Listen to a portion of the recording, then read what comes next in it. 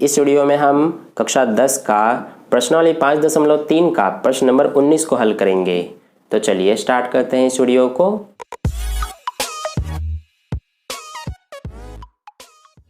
तो देखिए dear students, प्रश्न नंबर 19 में हमसे क्या पूछा गया है कि 200 लट्ठों को ढेरी के रूप में इस प्रकार रखा जाता है। सबसे नीचे वाली पंक्ति में 20 लट्ठे, उससे अगली पंक्ति में 19 लट्ठे, उससे अगली पंक्ति में 18 लट्ठे इत्यादि। ये 200 लट्ठे कितनी पंक्तियों में रखे गए हैं तथा सबसे ऊपरी पंक्ति में कितने लट्ठे हैं। तो देखिए डियर स्टूडेंट्स, क्वेश्चन को ध्यान से समझिए। हमें क्वेश्चन में कुल 200 लट्ठे दिए गए हैं और इन 200 लट्ठों को इस तरह से रखा गया है कि जो ये पहली पंक्ति है इसमें 20 लट्ठे हैं, इससे ऊपर वाली पंक्ति में 19 लट्ठे, इससे ऊपर वाली पंक्ति में 18 लट्ठे इस तरह से रखे गए हैं। ठीक है, तो हमें प्रश्न में सबसे पहले ये पूछा गया है कि जो ये कुल पंक्तियां हैं ये पंक्तियों की कितनी संख्या होगी, यानी कि कुल पंक्तियों की हमें संख्या बतानी है। और इसके अलावा जो सबसे ऊपर वाली पंक्ति होगी उसमें कुल कितने लट्ठे होंगे, ये दो चीजें हमसे पूछी गई है। तो चलिए अब हम क्वेश्चन की शुरुआत करते हैं। देखिए सबसे पहले हम क्या करेंगे कि यहाँ पर हम लिखेंगे पंक्तियों में लट्ठों की संख्या। तो यहाँ पर देखिए हम लिखेंगे सबसे पहले क्या कि पंक्तियों में लट्ठों की संख्या। तो जैसा कि हमें दे रखा है कि पंक्तियों में लट्ठों की संख्या कैसे है, सबसे पहले वाले पंक्ति में जो लट्ठे हैं वो हमारे 20 हैं, इसके बाद ऊपर वाली पंक्ति में कुल 19 लट्ठे हैं, फिर 18, फिर इसके बाद 17 होंगे और इसी तरह से आगे भी। ठीक है, यहाँ तक क्लियर है। अब देखिए ये जो हमारी सूची बनी है ये एक एपी बनी है। ठीक है, तो यहाँ पर सबसे पहले हम लिखेंगे कि यह सूची एपी है। तो इस तरह से ये हमने यहाँ पर लिखा। अब देखिए ये हमारी सूची अगर एपी है तो यहाँ पर हम सबसे पहले ए यानी कि पहला पद, सारों अंतर, ये सब लिखेंगे। तो सबसे पहले देखिए यहाँ पर ए का मान क्या हो जाएगा हमारा 20। फिर इसके बाद यहाँ पर हम डी का मान निकाल लेंगे। ये हम कैसे निकालते हैं, दूसरे पद में से पहले पद को घटा करके। तो देखिए दूसरा पद हमारा 19 है, इसमें से हम पहला पद यानी कि 20 घटाएंगे तो ये हमारा कितना आ जाएगा, 19 में से 20 घटाएंगे तो -1। ठीक है, ये हमारा आ गया -1 सारों अंतर। अब इसके अलावा हमें यहाँ पर कुल 200 लट्ठे दिए गए हैं। तो ये जो 200 है ये हमारा क्या है, कुल लट्ठों की संख्या यानी कि SN का मान हो जाएगा। ये हमारा कितना है 200। अब हमसे पूछा गया है कि पंक्तियों की संख्या और ऊपरी पंक्ति में कितने लट्ठे हैं। तो देखिए पंक्तियों की संख्या पूछा गया है, इसका मतलब क्या है कि हमें n का मान बताना है। इसके अलावा हमसे पूछा गया है कि ऊपरी पंक्ति में कितने लट्ठे होंगे, यानी कि हमें पूछा गया है कि ऊपर सबसे ऊपर वाला पंक्ति यानी कि nवां पद हमसे पूछा गया है, यानी कि हमें an का मान बताना है। ठीक है, तो इस तरह से यहाँ तक क्लियर है। अब देखिए यहाँ पर हमें क्या दिया गया है, हमें SN का मान दिया गया है जो कि 200 है। तो यहाँ पर हम SN वाला सूत्र लगाएंगे। ठीक है, क्योंकि हमें SN 200 दिया गया है इसलिए। तो देखिए हमारा SN का सूत्र क्या होता है, SN बराबर n/2 ब्रैकेट में 2a प्लस n-1 गुणा d, ये होता है। अब हम इस सूत्र में मान रख देंगे सबका। तो देखिए सबसे पहले यहाँ पर हमें SN का मान 200 दिया गया है, तो यहाँ पर हम लिखेंगे 200 बराबर में n का मान हमें नहीं पता, इसको हम वैसे ही उतार देंगे बटे में 2 ब्रैकेट में ये 2, a का मान हमें पता है कितना है 20। तो यहाँ पर हम लिखेंगे a की जगह पे 20, फिर प्लस n-1 और d का मान कितना है -1। तो यहाँ पर हम लिखेंगे -1। अब देखिए यहाँ से ये हमारा 200 है, ये 2 इधर भाग में है तो बराबर के इधर जाएगा तो गुणा में हो जाएगा।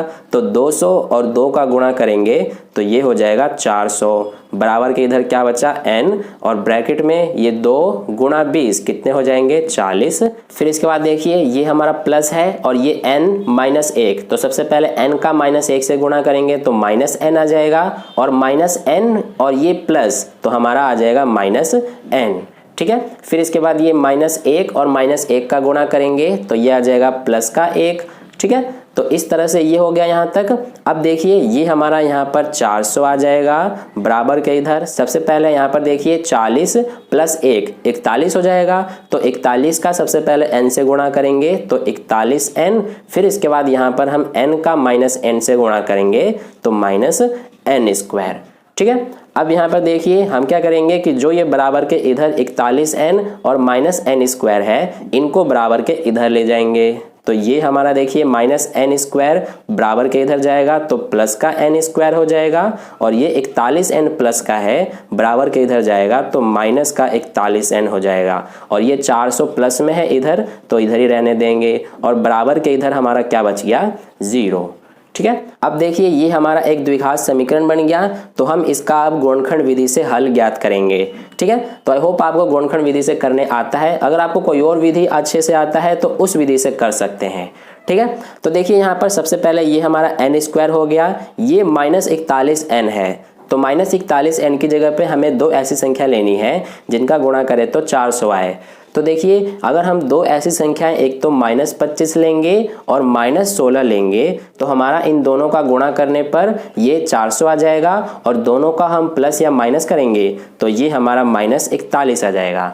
ठीक है, तो हम इसकी जगह पे अब ये लिखेंगे सबसे पहले -25n और इसके अलावा -16n, और इसके बाद क्या है प्लस में 400 और बराबर के इधर 0। ठीक है, अब देखिए यहाँ से इसमें हम कॉमन लेंगे सबसे पहले n स्क्वायर -25n में, तो इसमें हमारा क्या कॉमन आएगा, इसमें n कॉमन आ जाएगा तो इसका क्या बचेगा n, और इसमें क्या बचेगा -25। ठीक है, फिर इसके बाद -16n प्लस 400 में क्या कॉमन ले सकते हैं, तो इसमें हम -16 कॉमन ले लेंगे तो इसका बचेगा n, और इसका हमारा क्या बचेगा माइनस में 25, बराबर के इधर क्या बचा 0। अब देखिए ये जो हमारा ब्रैकेट में दो कॉमन है इसको हम एक बार लिख लेंगे, ये इस तरह से n-25, और जो ये हमारा ब्रैकेट के बाहर n-16 है इसको एक बार लिख लेंगे और बराबर में 0। अब देखिए बाकी के हम यहाँ पर कर लेते हैं, तो यहाँ पर हमारा एक तो n-25 आया है गुणनखंड और एक n-16 आया है, तो यहाँ पर अब देखिए या तो हमारा n-25 बराबर 0 होगा या फिर यहाँ पर हमारा n-16 बराबर 0 होगा।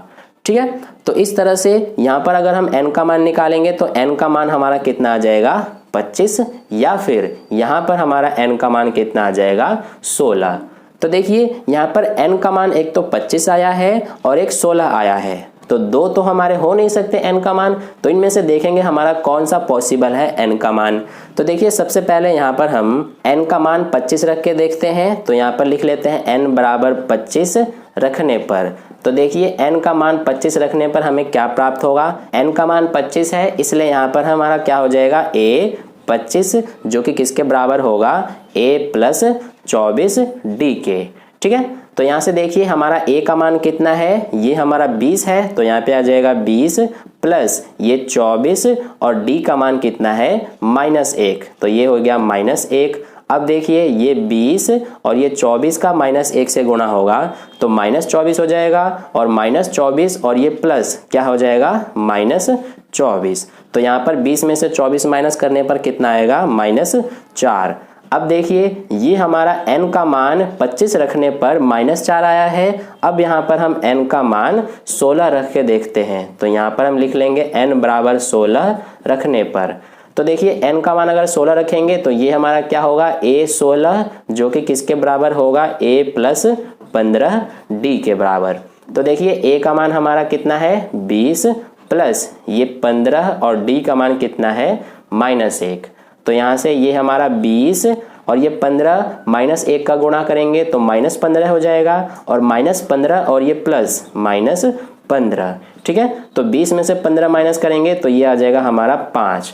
तो अब यहाँ पे समझिए कि हमारा n का मान 25 लेने पर ये जो हमारा मान आया था ये ऋणात्मक यानी कि माइनस में आया था, यानी कि -4, और n का मान 16 लेने पर हमारा ये धनात्मक यानी कि 5 आया है। तो ये कॉमन सेंस की बात है कि जो सबसे ऊपर वाले पंक्ति में लट्ठों की संख्या होगी वो ऋणात्मक तो हो नहीं सकती, यानी कि -4 तो लट्ठों की संख्या होगी नहीं, वो हमारे धनात्मक में ही होगा, या तो 1 हो सकता है या फिर 2 या 3 या फिर 4 इस तरह से। तो इसलिए जो ये हमारा -4 आया है n का मान 25 रखने पर ये हमारा नहीं माना जाएगा। ठीक है, क्योंकि ये हमारा -4 ऊपरी पंक्ति में लट्ठों की संख्या नहीं हो सकती है, तो इसलिए ये जो 5 आया है यही हमारा ऊपरी पंक्ति में लट्ठों की संख्या हो गई, जो कि n बराबर 16 लेने पर आया है, इसलिए हमारा n का मान 16 हो जाएगा और ऊपरी पंक्ति में लट्ठों की संख्या 5। ठीक है, तो यहाँ पर हम लिख लेंगे कि क्योंकि लट्ठों की संख्या ऋणात्मक नहीं होती इसलिए यहाँ पर हमारा क्या होगा कि सबसे ऊपरी पंक्ति में लट्ठे कितने हो जाएंगे, 5। ठीक है, और इसके अलावा हमें पंक्तियों की भी संख्या पूछी गई है, तो यहाँ पर हम पंक्तियों की संख्या भी लिख देंगे, जो कि हमारा कितना है, 16। ठीक है, तो इस तरह से पंक्तियों की संख्या 16 और ऊपरी पंक्ति में लट्ठों की संख्या 5 आ गया। तो इस तरह से हमारा प्रश्न नंबर 19 का हल कंप्लीट हुआ। आई होप आपको वीडियो अच्छा लगा है। अगर वीडियो अच्छा लगा है तो इस वीडियो को लाइक कर दीजिएगा, और पहली बार वीडियो को देख रहे हैं तो चैनल को सब्सक्राइब करके बगल में जो बेल आइकन आता है उस पर ऑल वाले पे क्लिक कर लीजिए, ताकि नेक्स्ट वीडियो जैसी अपलोड की जाए उसका नोटिफिकेशन सबसे पहले आपको मिले। और अपने दोस्तों के साथ भी इस वीडियो को शेयर कर दीजिए, ताकि उन्हें भी इससे हेल्प मिल जाए। और कहीं भी डाउट है प्रश्न में तो आप कमेंट करके मुझसे पूछ सकते हैं। तो फिर मिलते हैं नेक्स्ट वीडियो में नए प्रश्न के साथ। तब तक के लिए अपना ध्यान रखिए। धन्यवाद।